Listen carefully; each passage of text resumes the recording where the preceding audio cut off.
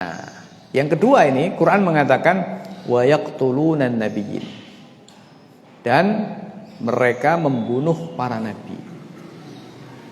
Nah, kalau soal kisah atau soal riwayat bahwa mereka itu membunuh para nabi, ini sudah disampaikan oleh banyak ayat, kemudian disampaikan oleh banyak hadis bahwa Bani Israel atau orang-orang Yahudi itu pernah membunuh ribuan para nabi. Quran mengatakan wa yaqtulunan nabiyyin. Dalam ayat yang lain Quran mengatakan wa yaqtulunal anbiya'a. Jadi ada al-anbiya jamak dari kata nabi, jamak taksir. An-nabiyyin juga jamak dari kata nabi tapi jamak mudzakkar salim. Yang memberikan pengertian bahwa yang dibunuh itu bukan hanya satu dua, tapi banyak. Bahkan menurut hadis-hadis yang ada, mereka membunuh kurang lebih ada sekitar 12.000 nabi dari kalangan Bani Israil. Kan panjang itu masanya ya. 12.000 dari kalangan nabi. Nabinya kan banyak dari kalangan Bani Israil.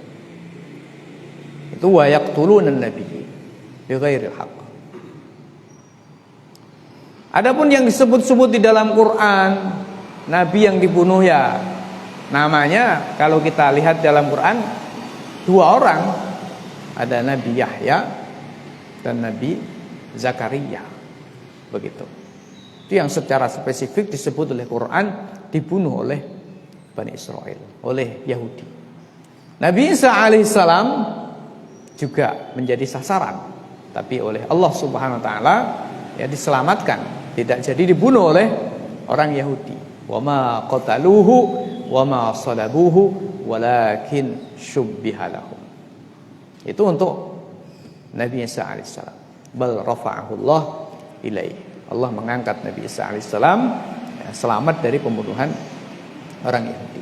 Nah, Bapak Ibu yang saya hormati rahimahullah, yang menarik ini, yang menarik dalam ayat ini, wa yaqtulunan nabiyyin. Kalau yakfuruna bi ayatillah, tadi saya maknai mereka yang hadir maupun mereka yang sudah lampau sama-sama kafir terhadap Allah Subhanahu wa taala. Ya, ahli kitab yang sudah lampau, ahli kitab yang hari itu ada pada masa Nabi sama-sama kafir. Begitu kan? Atau kita maknai maksudnya adalah ahli kitab yang ada pada zaman Nabi jelas kafir. Begitu. Tetapi bagaimana dengan wa yaqtulunan nabiyyin? Membunuh para nabi kan jelas orang-orang yang hidup di masa Nabi sallallahu alaihi wasallam tidak ikut terlibat langsung membunuh para nabi, wong mereka hidup di zaman Nabi Muhammad sallallahu alaihi wasallam. Begitu? Bagaimana lalu dikatakan wa yaqtulunan nabiyyin? Yang kedua, wa yaqtulunan nabiyyin kenapa diungkapkan dengan dalam bentuk fi'il mudhari? Sementara itu juga sudah lampau. Orang yang hidup pada masa Nabi sallallahu alaihi wasallam tidak ikut membunuh para nabi kan. Nah, ini menarik Quran. Nah, jawabannya adalah wa yaqtulunan nabiyyin. Meskipun yang membunuh ini untuk jawaban yang pertanyaan pertama soal pertama. Meskipun yang membunuh para nabi itu adalah nenek moyang mereka, tetapi mereka ridho. Yang hidup di masa Nabi setuju, senang, sepakat, ridho, tidak mempersoalkan perbuatan nenek moyang mereka. Maka oleh Allah Subhanahu wa taala dinyatakan hum syuraka fil qatli. Mereka sama statusnya dengan orang yang membunuh. Maka Quran menggolongkan mereka termasuk wa yaqtulunan nabiyyin, membunuh para nabi. Ini hukum Quran. Nah, hukum Quran itu modelnya seperti itu. Siapa yang melakukan dianggap melakukan. Siapa yang tidak melakukan tapi ikut bertepuk tangan, diikutkan, dianggap melakukan. Begitu bahasanya Quran. Maka wa yaqtulunan nabiyyin. Mereka membunuh para nabi. Loh kan bahasa kita mungkin akan mengatakan, loh kan mereka enggak ikut membunuh. Mereka hidup di zaman Nabi sallallahu alaihi wasallam. Sedangkan yang dibunuh itu kan Nabi Isa, Nabi Zakaria, Nabi Yahya, nabi-nabi sebelumnya. Begitu. Maka jawabannya, mereka memang tidak terlibat langsung dalam pembunuhan, tapi mereka rodu bima fa'alathu aba'uhum. Mereka ridho dengan apa yang dilakukan oleh nenek moyang mereka. Maka karena mereka ridho dengan apa yang dilakukan oleh nenek moyang mereka, mereka dianggap juga telah terlibat dalam pembunuhan. Maka Quran mengatakan wa yaqtulunan nabiyyin. Maka dalam kaidah dikatakan ar-ridho bil ma'siyati ma'siyah. Ridho terhadap kemaksiatan itu maksiat.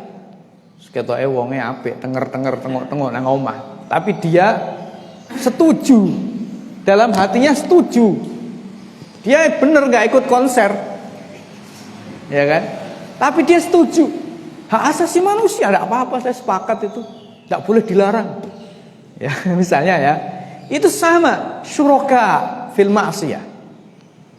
Begitu. Jadi ar-ridha bil ma'siyati ma'siyah. War-ridha bil kufri kufrun. Ridha terhadap kekufuran juga kufur.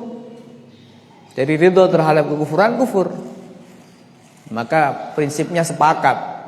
Kalau kemudian misalnya ya, orang itu mengucapkan selamat Natal ya Mas, seperti itu ya. Kalau dia itu disertai dengan rasa ridho terhadap kekufuran, seneng terhadap kekufuran, ya, sepakat terhadap kekufuran, jelas dia kufur. Tapi kalau sekedar itu mujamalah itu bahasa basi ya. Nah, itu yang menjadi diskusi panjang, menjadi perdebatan ya kan, seperti itu. Tapi kalau yang bermakna bahwa dia ridho, dia senang, dia sepakat ya, dia tahsin, menganggap baik agama tersebut, maka kufur yang seperti ini. Kenapa? Karena ar-ridho bil kufri kufur. Nah, ini hukum Quran. Nah, kita lihat misalnya dalam Quran surat Asy-Syams. Quran surat Asy-Syams. Ketika Allah Subhanahu wa taala mengisahkan tentang kaumnya Nabi Saleh alaihissalam. Siapa yang membunuh unta? Satu orang. Satu orang yang membunuh unta Nabi Saleh itu. Quran mengatakan idzim ba'atsa ashqaha. Faqala lahum Rasulullah naqatallahi wa suqiyaha. Ketika satu orang itu bangkit membunuh unta, bermaksud untuk membunuh unta. Karena unta ini dianggap merugikan unta-unta mereka. Jadi merugikan secara ekonomi ya. Yang kadang memang ujian Allah itu macam-macam ya. Ada yang modelnya ujian Allah itu menguji ekonomi gitu ya, kepentingan ekonomi, macam-macam. Ada yang menguji kepentingan kekuasaan.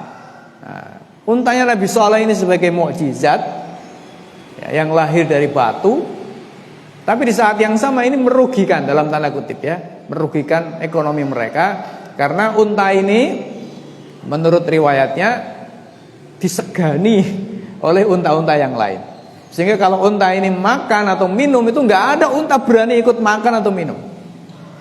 Jadi kalau misalnya minum air itu unta yang lain ngerubung, ya tidak ada yang berani ikut minum. Setelah unta ini minum selesai baru yang lain minum. Makan juga begitu ya, nggak ada yang berani makan di sawah yang sama atau di tempat pengembalaan yang sama, nggak ada. Nah ini dianggap merugikan oleh kaumnya Nabi Saleh. Saleh hingga goro-goro wah. Begitu. Ya. Nah, akhirnya unta ini dibunuh. Siapa yang bunuh? Satu orang. Quran mengatakan idzim ba'atsa ashqaha. Ketika yang paling celaka itu bangkit mau membunuh unta. Faqala lahum Rasulullah, maka Rasul Allah yaitu Nabi Saleh alaihissalam mengatakan naqatallahi wa suqiha. Jangan, itu untanya Allah. Maksudnya unta mukjizat gitu ya, semua yang milik Allah. Tapi ini unta mukjizat. Naqatallah. Wa suqiha, jangan ganggu minumnya. Begitu. Nah, akhirnya dibunuh. Siapa yang bunuh? Satu orang. Tapi Quran mengatakan fakadzabuhu fa'aqaruha. Fakadzabuhu, maka mereka pun mendustakan Nabi Saleh. Kalau ini semuanya, semua mendustakan. Ya, tapi fa'aqaruha wa aqaruha, dan mereka menyembelih unta. Siapa yang menyembelih? Satu orang. Tapi yang lain kan tepuk tangan. Yang lain kan ya memberikan plus gitu kan. berikan tepuk tangan, berikan hore kan gitu ya, asik gitu ya. Berarti maknanya ridho. Berarti ridho terhadap pembunuhan unta adalah pembunuhan unta itu sendiri. Nah, begitu. Maka mereka dikatakan oleh Quran fa'aqaruha, pakai jamak ya, fa'aqaruha. Maka mereka membunuh unta. Padahal yang bunuh satu orang. Kok dikatakan mereka? Allah dusta? Tidak. Memang begitu hukum Quran. Man radhiya bil ma'siyati fahuwa asin. Siapa yang ridho terhadap maksiat ya dia maksiat. Wa man radhiya bil kufri fahuwa kafir. Siapa yang ridho terhadap kufuran dia kafir. Nah, begitu. Maka hati-hati. Ketoke ora apa-apa ketoke. Bahasa Jawanya kira-kira begitu ya. Ternyata bahaya. Ya, maka sering saya sampaikan ya, kalau ada perokok pasif, perokok aktif ya, maka ada perokok pasif. Dan katanya orang-orang kesehatan itu bahayanya ya enggak beda. Bener Pak Soridi ya. Bahayanya juga enggak beda. Maka bapak-bapak yang rokok punya anak kecil itu mendolimi anaknya. Segera berhenti. Duitnya buat kotak masjid aja. Nah, jadi kalau ada perokok aktif, ada perokok pasif. Bahayanya sama. Begitu pula kalau ada maksiat aktif, ada juga maksiat pasif. Bahayanya sama. Seperti tadi, ar-ridho bil kufri kufrun. Nah, berarti kan pasif itu. Ar-ridho bil maksiati, maksiat berarti kan pasif. Nah, jadi di sini. Berarti masalahnya ada di sini. Gitu. Maka ciri keimanan itu Quran mengatakan ya, walakinnallaha habbaba ilaikumul imana wa karraha ilaikumul kufra wal fusuqa wal isyan. Allah tidak menjamin kita enggak maksiat. Kita maksiat. Kita dosa ya. Tapi Quran mengatakan habbaba ilaikumul iman. Allah membuat kamu cinta dalam hatimu iman. Wa karraha ilaikumul kufra wal fusuqa wal isyan. Allah membuat hatimu itu benci terhadap kekufuran, kefasikan dan kemaksiatan. Jadi benci itu harga mati. Kalau melakukan kemaksiatan, manusia tidak maksum. Tapi ya, benci terhadap kemaksiatan itu harga mati, gak bisa ditawar. Benci terhadap kekufuran itu harga mati, gak bisa ditawar.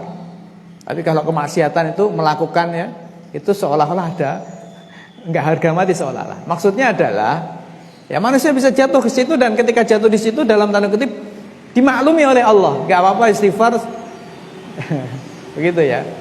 Tapi kalau kita tidak benci terhadap kekufuran, tidak benci terhadap kemaksiatan, itu sesuatu yang tidak ditolerir.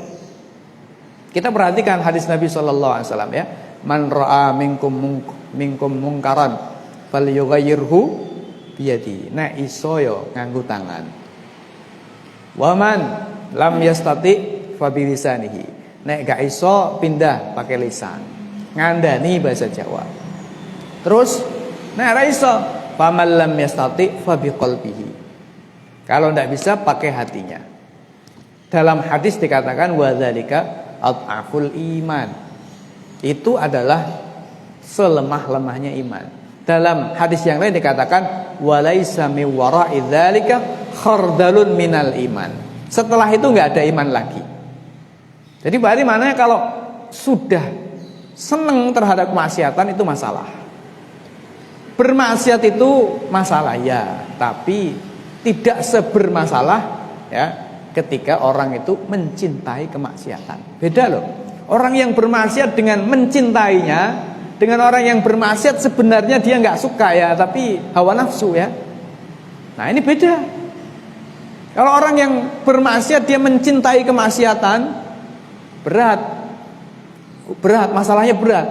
Dia berhenti dari situ juga berat, karena ada rasa senang. Nah, beda dengan orang yang melakukan kesalahan, kemaksiatan, tapi dia merasa bahwa dirinya salah. Ini potensi untuk taubat besar. Tapi kalau dia melakukan kemaksiatan, enjoy, gak merasa bersalah, gak merasa ya ini hak asasi manusia.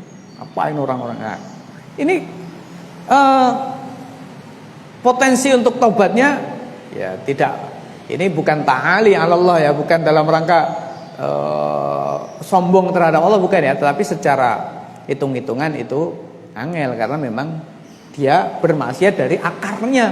Bermaksiat dari akarnya. Sementara yang bermaksiat dia benci, itu hanya bahasanya adalah karena bengkoknya hawa nafsu, karena dibengkokkan oleh setan. Nah, baik, kembali kepada ayat. Wa yaqtulunan nabiyyin. Kenapa mereka yang tidak ikut membunuh para nabi dikatakan wa yaqtulunan nabiyyin? Jawabannya adalah karena ridho. Begitu. Berarti maknanya, kesimpulannya Bapak Ibu, siapa yang ikut ridho juga, ya, apakah panjenengan itu dari kulit merah seperti Bani Israel ataupun kulit hitam, ya, atau kulit sawo mateng, sama saja. Kalau memang ikut ridho, maka tergolong wa yaqtulunan nabiyyin. Kalau membunuh manusia biasa saja masalahnya besar, ya kan? Bagaimana membunuh para nabi? Membunuh manusia kan masalahnya besar. Allah mengatakan orang yang membunuh orang beriman, wa man qatala mu'minan muta'ammidan fajazaohu jahannamu khalidan fiha wa ghadiballahu alaihim, ya, wa ghadiballahu alaihi wa la'anahu wa adda lahu jahannam. Siapa yang membunuh orang mukmin secara sengaja tanpa alasan yang dibenarkan, maka kata Quran, man qatala mu'minan muta'ammidan fajazaohu jahannam. Jazanya, balasannya adalah neraka jahanam. Fajazaohu jahannam khalidan fiha, kekal di jahanam. Mengerikan ya. Wa ghadiballahu alaihi, Allah murka kepadanya, wa la'anahu, dilaknat oleh Allah, wa addalahu adzaban, dan Allah menyiapkan baginya azab yang sangat besar sekali. Nah, itu orang biasa, orang mukmin biasa. Lalu bagaimana membunuh para nabi? Nah, masya Allah. Lah orang kayak gini kok diajak koncoan, piye coba? Ya, Yahudi, orang Yahudi yang sekarang ridho dengan nenek moyang mereka, ridho. Berarti mereka dikatakan sebagai orang-orang yang yaqtulunan nabiyyin. Ya. Bunyamin Netanyahu, siapa? Perdana Menteri Israel, betul ya? Misalnya, atau jajarannya, atau pokoknya Zionis, ya, Zionis Israel itu. Nah, itu berarti termasuk orang-orang yang dikatakan oleh Al-Quran wa yaqtulunan nabiyyin. Lah ngono bocah koncoan, Mas. Kan begitu. Mas siapa ya? Ya Mas yang ada di sana lah ya. Jadi begitu. Lah ngono diajak koncoan. Coba bayangkan ya. Berteman dengan pembunuh para nabi. Coba. Gimana kira-kira? Saya ini sebagai sebuah evaluasi ya. Kalau misalnya orang keluarga tersebut, golongan tersebut itu sepakat membunuh ayah saya, begitu kan? Ayah saya sudah dibunuh oleh mereka atas kesepakatan mereka. Kira-kira sikap saya terhadap mereka bagaimana? Tak ajak koncoan, saya ajak teman, apa itu musuh saya? Akal, serakal, ya kan? Lah, ini orang manusia ini ya, ahli kitab ini yaqtulunan nabiyyin, membunuh para nabi. Begitu. Tapi kok diajak koncoan? Kira-kira bagaimana? Nabi Yahya alaihissalam, Nabi Zakaria alaihissalam, nabi-nabi dari kalangan Bani Israel yang lain yang dibunuh oleh orang-orang Yahudi itu, melihat panjenengan duduk bersama dengan Yahudi itu, tepuk tangan, minum-minum bareng sama orang Yahudi. Kira-kira Nabi Zakaria, Nabi Yahya, ya, ridho apa enggak ridho? Jangan sampai ya di akhirat Anda bermusuhan dengan Nabi, celaka. Iya kan? Pasti celaka musuhan dengan Nabi. Ya, maka bagaimana? Maka Allah mengatakan ya, tidak boleh berteman dekat, tidak boleh punya kecondongan kepada man haddallaha wa rasulah, orang yang menentang Allah dan Rasulnya. Begitu. Lalu bagaimana dengan orang yang bukan hanya menentang Allah dan Rasulnya, tapi juga membunuh para nabi? Ya, begitu ya. Wallahu a'lam. Ya. Jadi